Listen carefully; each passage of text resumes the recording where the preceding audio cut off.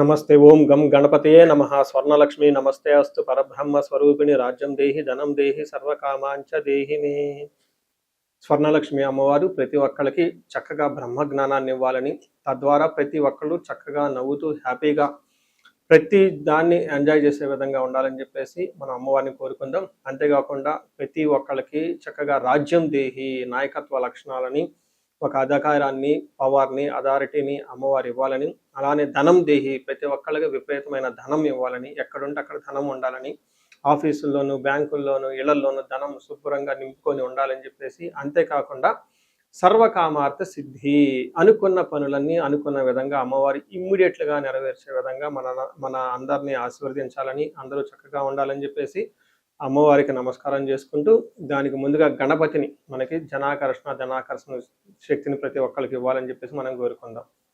ఈరోజు టాపిక్ మనం చూసుకుంటే గురువు మారుతూ ఉన్నారు. ఎప్పుడు మారుతూ ఉన్నారు? జూన్ 2వ తారీఖున గురువు మారుతూ ఉన్నారు. అయితే ఏంటి, నాకు లాభం ఏంటి, గురువు మారితే ఏంటి?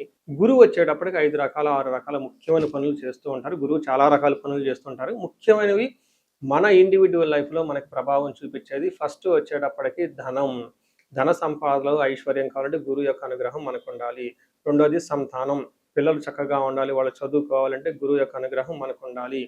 తర్వాత మనకి జ్ఞానం, అద్భుతమైన జ్ఞానం మనకు ఉండాలి. ఓకే, మనం చేసేది మంచినా చెడునా దాని గురించి లోతైన అవగాహన ఉండాలి. మనం చదువుకున్న జ్ఞానం మనకు ఉపయోగపడాలంటే గురువు యొక్క కృప మనకు ఉండాలి. అంతేకాకుండా ధర్మచింతన, మనం ఫాలో అయ్యేది కరెక్ట్ మార్గంలో ఉన్నామా, లేదంటే సన్మార్గంలో ఉన్నామా, లేదంటే తెలవకుండా వేరే మార్గంలో ఉన్నామా, రాంగ్ గైడెన్స్లో ఉన్నామా, రాంగ్ ఇన్ఫ్లుయెన్స్తో ఉన్నామా, ఇలాంటి యొక్క అన్ని విషయాలు మనకి గురువు ద్వారానే తెలుస్తుంది.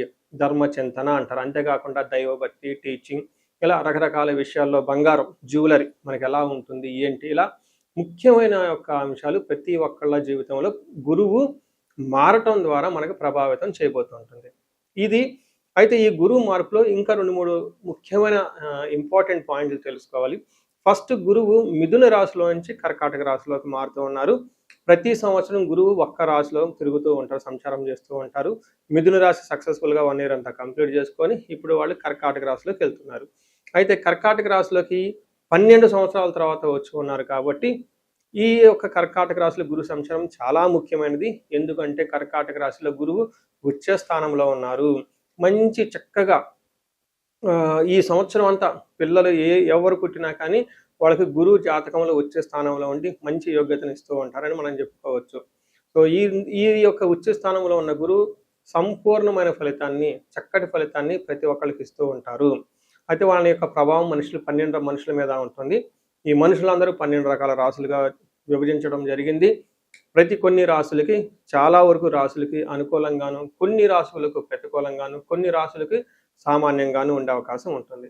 ఇప్పుడు మనం గురువు ప్రతి ఒక్కళ్ళ రాశులకి మేష నుంచి మీన వరకు ఎలాంటి ఫలితాన్ని ఇస్తూ ఉంటారు, ఆ ఫలితాలను మనం ఎలా ఎంజాయ్ చేయొచ్చు, ఇన్ కేసు ఫలితాలు కనుక సరిగ్గా వాళ్ళకి అనుభవంలోకి రాకపోతే ఏం చేయాలి, అలానే కొన్ని రాశులకి ఖచ్చితంగా ప్రతికూలమైన పరిస్థితులు ఉన్నాయి, ఎలాంటి ప్రతికూలమైన పరిస్థితులు ఉన్నాయి, వాటిని తప్పించుకోవడానికి మనం ఎలాంటి పరిహారాలు చేసుకోవాలి అనేది కూడాను 12 రాశుల వైజ్గా ఆ రాశికి ఎలాంటి ప్రభావం ఉంటుంది, దానికి మనం ఎలాంటి పరిహారాలు చేస్తే చక్కగా ఉంటామో కూడా మనం ఈ వీడియోలో మనం చక్కగా తెలుసుకోవాలి. సింహరాశి, ఈ రాశి గురించి కొంచెం ఎక్కువగా చెప్తాను నేను. ఈ రాశి వాళ్ళకి గురువు యొక్క మార్పు అంత అనుకూలంగా ఉండదు, కొంచెం ఇబ్బందులు పడే అవకాశం ఉందని గమనించాలి. ఈ రాశి వాళ్ళకి వెరీ ఇంట్రెస్టింగ్ అండ్ ఫినామినా ఆస్ట్రాలజికల్గా ఉంటుందండి. గ్రహస్థితిని బట్టి చూస్తే వీళ్ళకి అర్ధ అష్టమ శని నడుస్తూ ఉంది.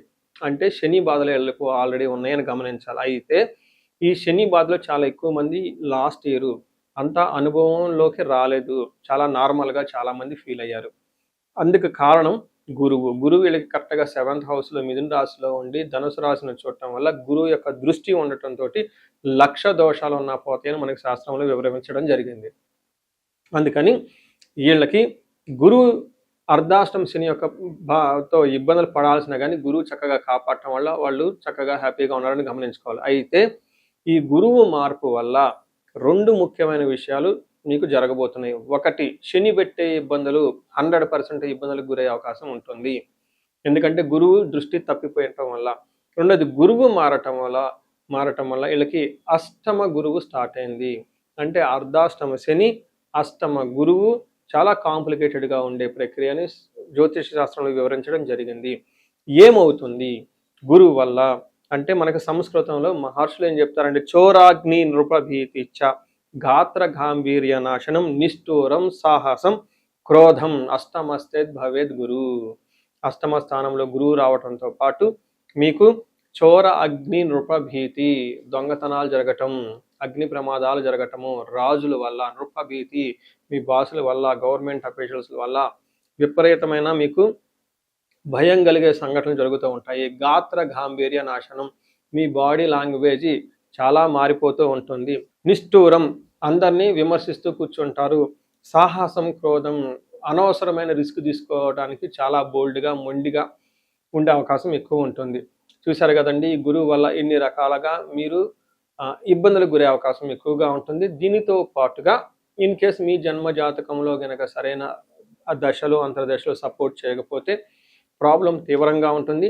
ఇన్ కేస్ మీ జాతకంలో దశలు అంతర్దశలు గనక మీకు బాగా పాజిటివ్గా ఉంటే ఈ దోషాలు స్వల్పంగా ఉండే అవకాశం ఉంటుంది.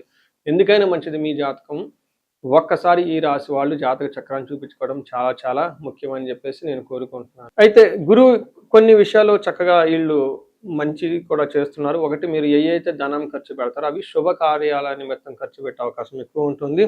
అలానే టైంకి చక్కగా మంచి ఫుడ్ తింటూ హ్యాపీగా ఉంటారు. తర్వాత 9th హౌస్లో గురువు యొక్క దృష్టి ఉండటంతో తల్లిదండ్రులకు కానివ్వండి దేవాలయాలు ఎక్కువగా తిరిగే అవకాశం ఎక్కువగా ఉంటుందని గమనించుకోవాలి.